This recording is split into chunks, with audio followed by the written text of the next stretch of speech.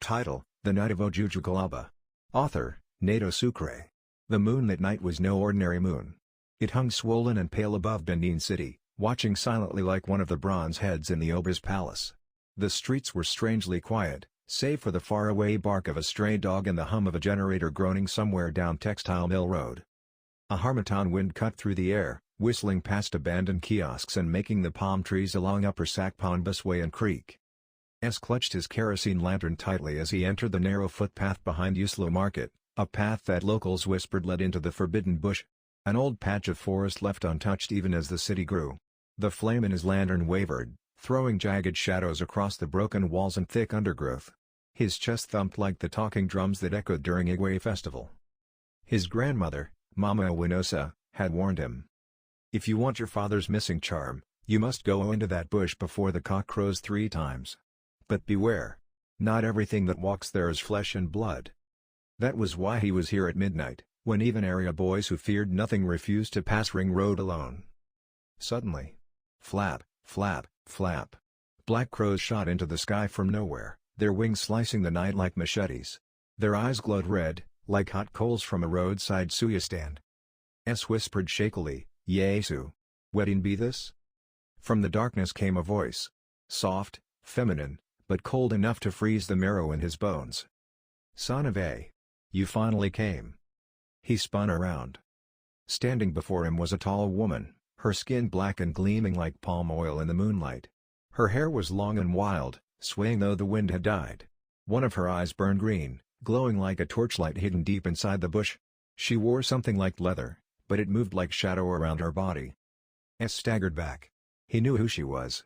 The elders had warned the children with her name Iosa, the witch who had lived through centuries, feeding on debts unpaid. "You," he stammered, his lantern shaking in his hand. "You're the one." Her lips curled into a cruel smile. "Your father owed me. Now, it is you who will pay." His throat tightened. "Please. I have nothing. I just came for his charm." Her smile sharpened, revealing teeth too white, too long. "Charm? He hid it from me, and you think you can take it? No. Not unless you pass my test." The bush trembled. The trees groaned as if they had ears. The earth quivered faintly underfoot. The crows lined the branches above, staring like judges in a shrine. Far away, a drum began to beat, slow, steady, ritualistic. "What test?"